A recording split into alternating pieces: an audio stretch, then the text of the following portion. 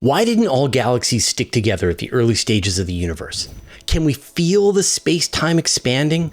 What if simulating the universe is easier than physically exploring it? And in Q&A Plus, why is Starship so hyped compared to other new rockets? All this and more in this question show. It's time for the question show. Your questions, my answers. As always, wherever you are across my channel, if a question pops in your brain, just write it down. I'll gather them up and I will answer them here. All right, let's get into the questions. Hooves. If galaxies are drawn to each other, why were galaxies gravity bound in the early universe like local galaxies today, when everything was much closer together? Gravity should have been stronger.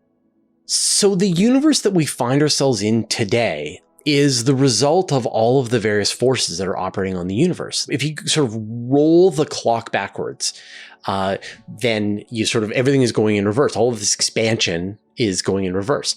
And so the galaxies are closer together and they're closer together and closer together. And eventually there are no galaxies. There's just the material for forming stars. And so really the question you're kind of asking is like, why didn't it all just glom up into like one big chunk? And so the answer is just that the momentum left over from the Big Bang was going to tear the universe, like tear the mass away from each other more quickly than the gravity could pull it all together.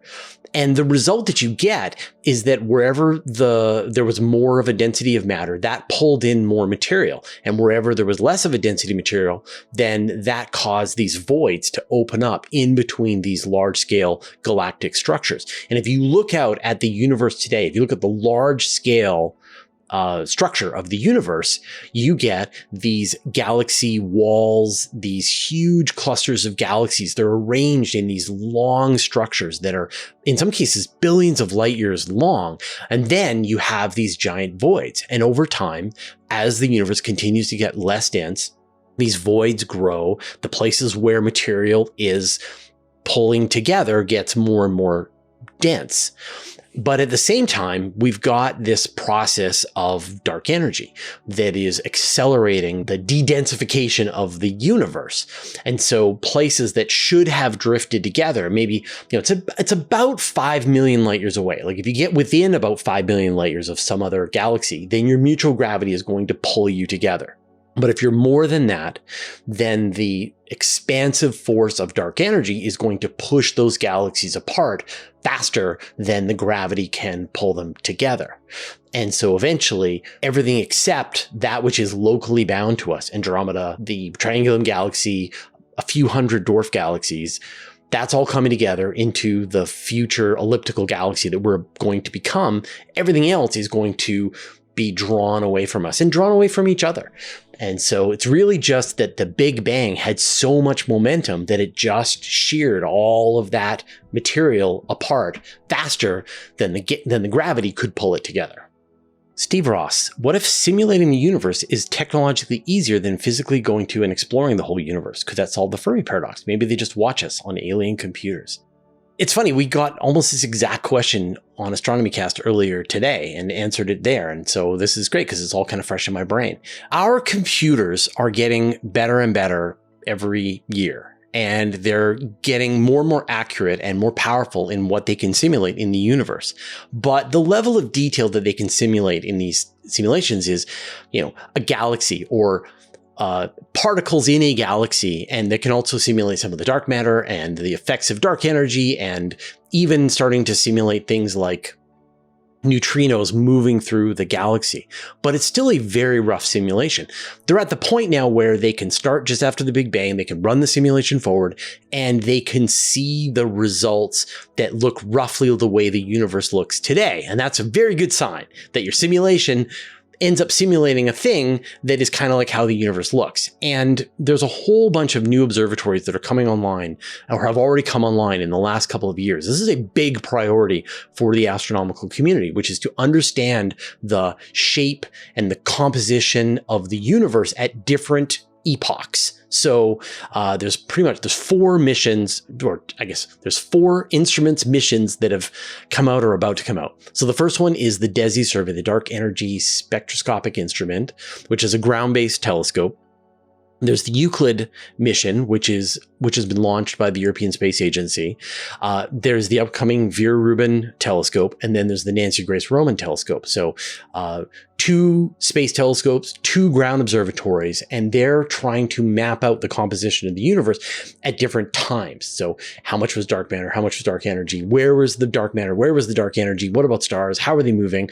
And just get a sense of that all the way back to the beginning of time. And then you have much better information that you can then put into your simulation to try to predict what the future of the universe would evolve into and make a better job of doing those simulations. But simulating like a galaxy, or even simulating star systems and planets forming in star systems. If you can get to the place where you start your simulation and you start by simulating from the Big Bang, it goes all the way through galaxies and it simulates all the way to stars and it shows the right compositions of stars and it simulates planets orbiting around those stars, you don't get life. Right? You don't get simulations of life from that. Simulating life is going to be some totally different process. And maybe one day you can kind of mash those things together where you're simulating the large scale structure of the universe and you're also simulating the chemical composition on some planet that's giving you the first life forms. Then you're somehow integrating them together. So I think it'll be a long, long time. But your suggestion about the Fermi paradox, that advanced civilizations maybe turn inward, I think that's a very legitimate possibility, that, once a civilization gets so advanced, then there's sort of like more to explore in their virtual worlds than there is in the real universe, which is a very weird thing to say because the real universe is the thing that's real.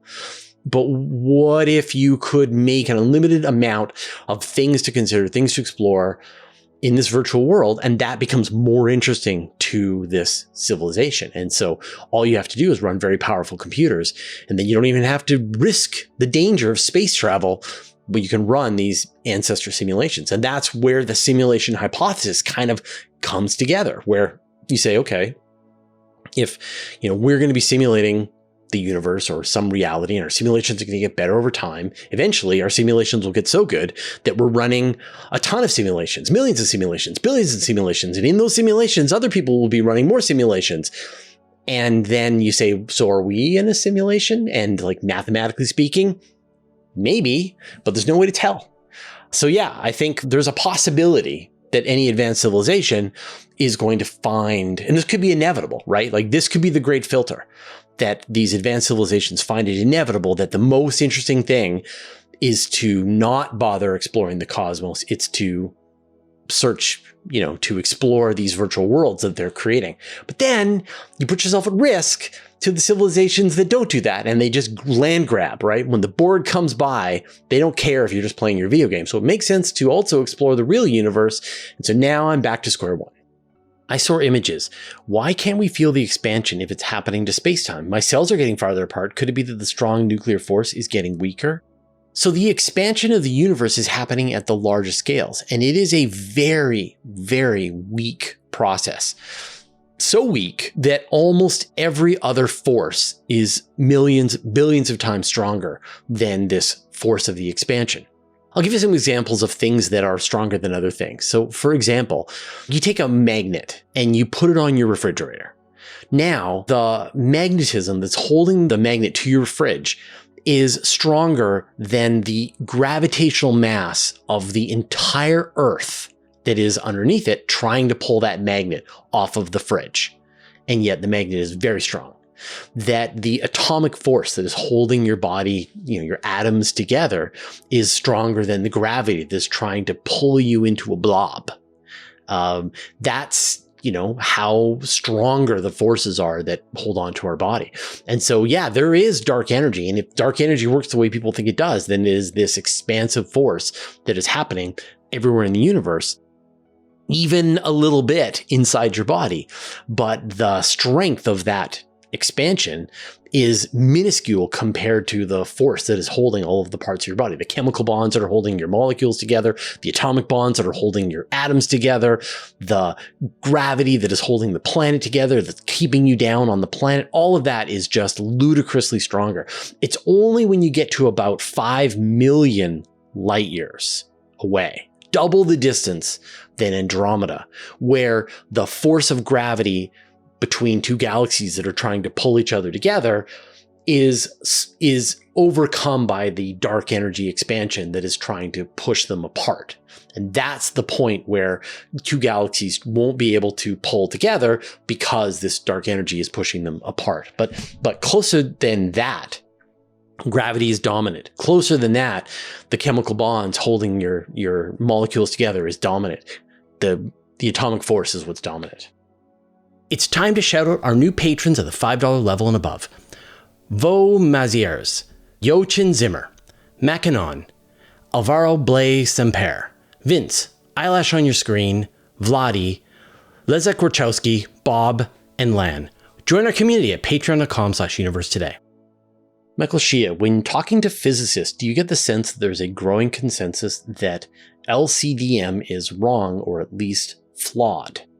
LCDM is the lambda cold dark matter model. Say that 5 times fast. And that is the scientific consensus right now for the domination of dark matter in the universe. And not just that dark matter is the dominant source of mass in the universe, but it is a kind of particle that is cold as opposed to hot. So neutrinos are hot particles that don't interact with anything and they move very quickly at close to the speed of light. And whatever dark matter is, it is probably cold in that it doesn't move very quickly and kind of hangs around in big blobs that can then interact with regular matter with its gravity. And so no, absolutely not. When you talk to the scientific community, you talk to astronomers, the lambda CDM model is the one that is considered to be the scientific consensus right now. It makes predictions that accurately match the observations that astronomers are making of the universe better than anything that's ever been thought of so far. And that's why that model, you look at the explanations that dark matter makes and you can make further predictions. You see how the rotation curves of galaxies match whether there's a big halo of dark matter around a galaxy. And then you can see the gravitational microlensing from dark matter as its sort of large chunks of it are causing light to bend in subtle ways. And there's a lot of experiments that are being done right now that are going to map that out with better accuracy in the coming years. And, I think that when James Webb first launched, there was this initial rush and it was finding a lot of stuff that was very interesting.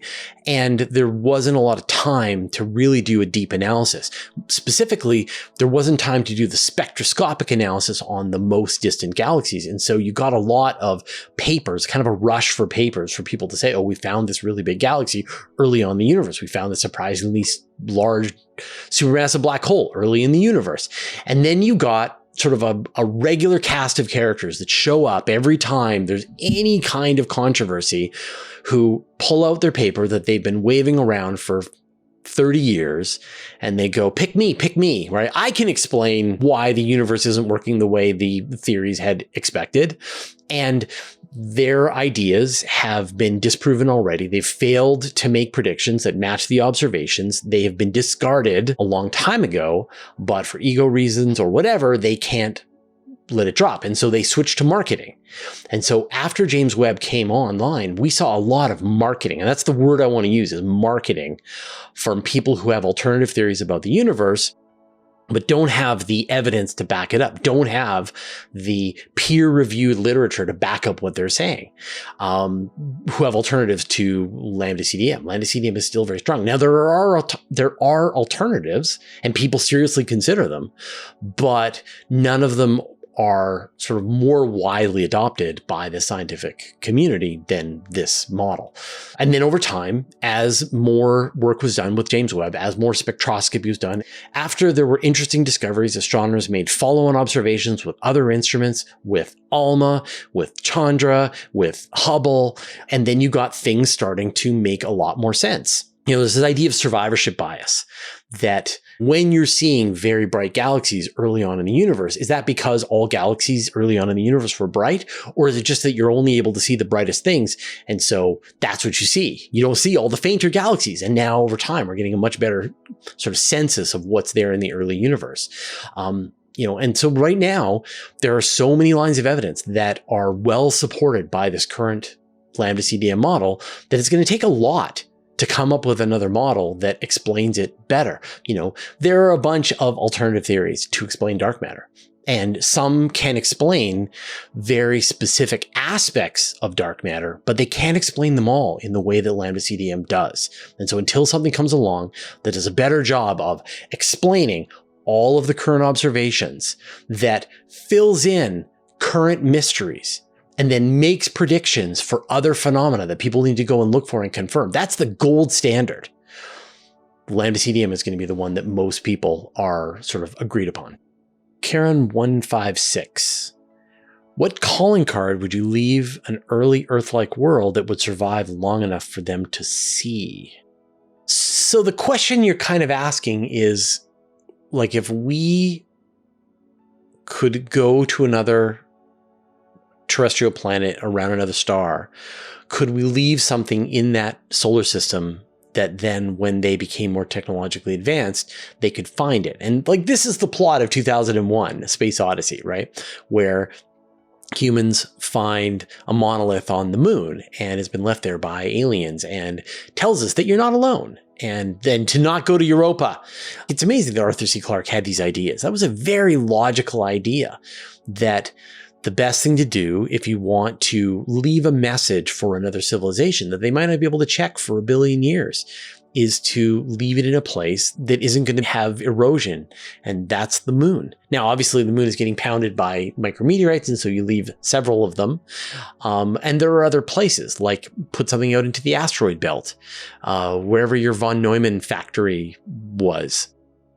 And that, even if you're, like, if you go to some other star system and you leave the monolith there, and then they rise up and they, because it's like, once you've gotten to the moon, if you've got the technological capability to get to the moon, then you're ready to contemplate the reality that there are other civilizations out there, that you're not alone in the universe. And so that's like a really clever idea. And so it's like really practical. It's a thing that we should definitely do. And I think, we should do that here in the solar system. Like, we could leave some kind of message, monolith, installation on the moon, in the asteroid belt, somewhere, that an advanced civilization follows us from the Earth. When the octopuses grow up, or whatever, the dolphins go to space, and then they'll find this and they'll learn about us. And it's a way that we can communicate with another civilization, not in distance, but through time into the future. And I really like that idea. It's very poetic to me. So I think that one of the things, and there are plans to do this already. There are lots of artifacts sitting on the moon right now, and people are planning like really tough, long-lasting, billion-plus-year installations that are obvious, they're on the moon, easy to find, easy to understand, and will tell some follow-on civilization that we were here, and this is what we were about, and this is what we have, this is our legacy to give you. And I like that idea. Did you know that you can watch the same video with no ads and get a bonus question over on Patreon completely for free? We call it Q&A Plus. In this week's bonus question, why is Starship so hyped compared to other new rockets? I'll put a link in the show notes. All right, those are all the questions that we had this week. Thank everyone who joined me for the live show, everybody who put your questions into the YouTube comments. Now, we record the live show, which is how we sort of construct the question show. We do that every Monday, but it kind of rotates on when we do it. And so if you're watching this right now, shortly after we released it, the next live show is going to be on Monday, November 3rd at 5 p.m. Pacific time. All right, I'm going to give you some cool resources on YouTube for learning astronomy, but first, I'd like to thank our patrons. Thanks to Abe Kingston, Bear Lake Roofing, Brian Bodie, Caradwin, Chuck Hawkins, Commander Bailock, Stein Nielsen, Darkfinger, Dave Veribach, David Giltonen, David Matz, Evan Pro, Greg Feely, James Clark, Jeremy Mattern, Jim Burke, Jordan Young, Josh Schultz, Marcel Setz, Michael Purcell, OneStepForAnimals.org, Paul Robach, Rank Haidu, Richard Williams, Sean Sargent, Stephen Fallon Munley, Team 49, Telescopes Canada, Vlad Chiplin, and Woulfgang Klotz, who support us at the Master of the Universe level. And all our patrons, all your support means the universe to us. So there are a bunch of amazing lectures and talks on YouTube by astronomers. And so, obviously, I like to interview astronomers, get my questions answered by them, but you can see them sort of speak in their own words at every level. So whether they're giving talks to other astronomers at a professional level, whether they're defending their PhD or whether they're just teaching their astronomy class. So I want to give you a couple of examples of some resources, and this is just the beginning. In general, if you want something longer, something deeper, if you want to kind of hear directly from the astronomers themselves, I recommend you pick a topic that you want to learn more about, inflation or dark matter or whatever, and then search YouTube and then put in some filters. Search for the word lecture and then try to make the length of the video longer than 20 minutes. And then that should give you some possibilities. And then, take a look at the credentials of the people who are doing the talk, and you might get some real gems. First up, one great science communicator is Yvette Cendes, and she is an astronomy professor in addition to being a science communicator, and has decided to put her upcoming astronomy class on YouTube. And I want to encourage that. And so I'm going to put a link to that. The channel is Astronomy here, and I'll put a link in the show notes. The next thing I want to direct you towards is the Silicon Valley Astronomy Lectures. And this is a very large astronomical club in Silicon Valley, and they bring in some amazing guest speakers. And so you're going to hear directly from the researchers, sort of the cutting edge of what they're working on. And then the last resource that I want to give you, and this is sort of like the tried and true, the one you can be totally safe, and this is the Crash Course Astronomy led by Dr. Phil Plait, aka the Bad Astronomer. And he is a terrific educator.